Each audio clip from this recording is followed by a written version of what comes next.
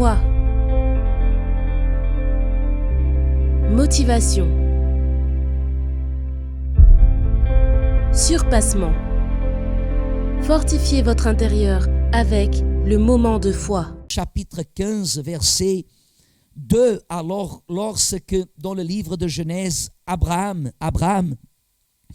il a entendu Dieu lui dire, je suis ton bouclier et ta récompense sera très grande. Regardez, n'importe quelle personne, comme on a parlé semaine dernière, elle aurait frotté les mains et rendu gloire à Dieu.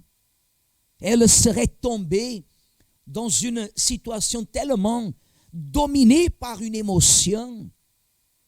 Mais Abraham, c'est pour cela qu'il est appelé le père de la foi, l'exemple matérialisé de la foi.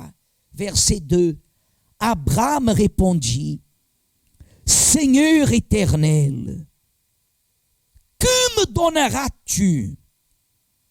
Regardez ce qu'Abraham a dit.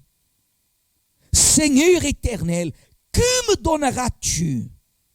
Je m'en vais sans enfant, et l'héritier de ma maison, c'est Eliezer de Damas.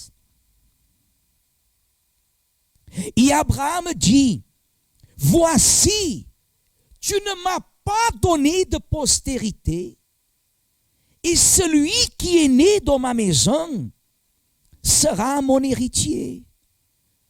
Vous voyez ici dans la réaction d'Abraham, la réaction de quelqu'un qui n'était pas satisfait. Et ce qui ne manquait pas à Abraham, c'était des sujets de satisfaction, parce que Dieu avait fait preuve que dès le moment qu'il a quitté sa patrie et la maison de son père, Dieu a toujours été avec Abraham.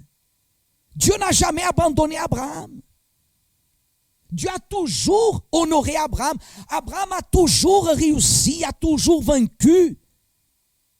Mais même comme ça, Abraham, il se sentait insatisfait, frustré, comme s'il disait, Dieu, il m'a donné tout ce que j'ai jusqu'à aujourd'hui. Mais si je meurs aujourd'hui, mon futur, si je meurs aujourd'hui, ma renommée va aussi mourir. Il n'y aura pas de renommée, il n'y aura pas de descendance. Celui qui gardera ce que j'ai, c'est le fils de la servante.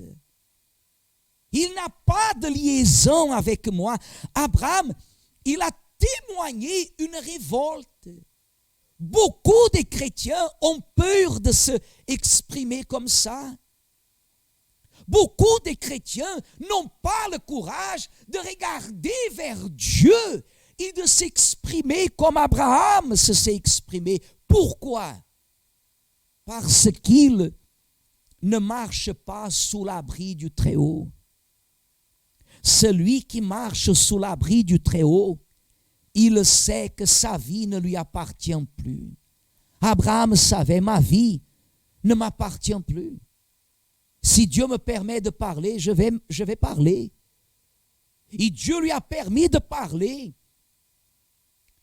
Et d'ailleurs, cela, malgré la révolte d'Abraham, la Bible dit que face à cette révolte, cette frustration de révolte qu'il avait, cette révolte manifestée par cette situation, parce qu'Abraham ne pensait pas, à vrai dire, qu'à lui-même, mais à la gloire de Dieu. Et nous, on ne peut pas accepter de vivre sur terre et d'avoir une vie, même si nous réussissons dans plusieurs domaines de notre vie. Il n'y a rien qui soit plus important que cette récompense que Dieu fait référence ici. Et vous pouvez constater au verset 4 que lorsqu'Abraham, au verset 3, il dit comme ça, voici, tu ne m'as pas donné de postérité, et celui qui est né dans ma maison sera mon héritier. Que dit la Bible? Alors la parole de l'Éternel lui fut adressée ainsi. Ce n'est pas lui qui sera ton héritier, mais c'est celui qui sortira de tes entrailles qui sera ton héritier. Et après l'avoir conduit dehors, il dit, regarde vers le ciel, il compte les étoiles si tu peux les compter. Et il lui dit, telle sera ta postérité. Et Abraham eut confiance en l'Éternel, qui le lui imputa à justice. Vous savez qu'est-ce que Dieu l'a fait? Dieu l'a engagé sa parole. Abraham, il a dit, j'ai pas de postérité. Et Dieu lui a dit comme ça, je vais te montrer ta postérité. Je vais te montrer, mais d'abord sache que le fils de ta servante ne sera pas ton héritier. Ce n'est pas lui qui va héritier. Je vais te montrer comment sera ta postérité. Mais sache d'abord que ce n'est pas lui qui sera ton héritier. Et que aussi ton héritier sortira de tes entrailles. Dieu, il a engagé sa parole, faisant qu'un homme avec plus de 80 ans, dit la Bible, vieux et usé. Je prends les mots de la Bible par Paul dans le livre aux Hébreux. Un homme vieux, usé, plus de 80 ans. Dieu, il dit à un homme de plus de 80 ans, ton héritier sortira de tes entrailles. Dieu a engagé qu'un homme de 80 ans fasse sa femme qui était stérile, un peu moins jeune, comment pourrais-je dire, plus jeune que Abraham, mais quand même impossible d'être mère. Et Dieu s'engage à ouvrir les entrailles de cette femme à travers l'acte d'Abraham. Dieu s'est engagé, c'était impossible. Et Dieu lui fait sortir. Regarde vers le ciel maintenant.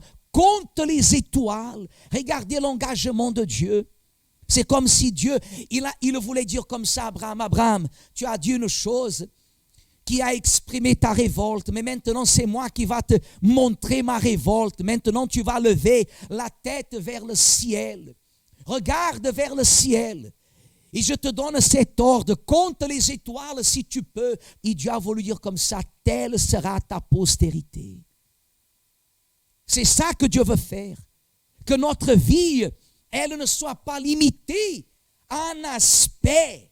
Malgré que nous devons témoigner tous les aspects de notre vie avec des luttes, avec des combats. Avec des luttes, avec des combats. Mais Dieu permet. Pour que nous ayons toujours cette conscience que tout ce que Dieu nous a donné ou que nous avons conquis par notre foi, ce n'est pas notre appui. Notre appui, c'est notre communion avec Dieu.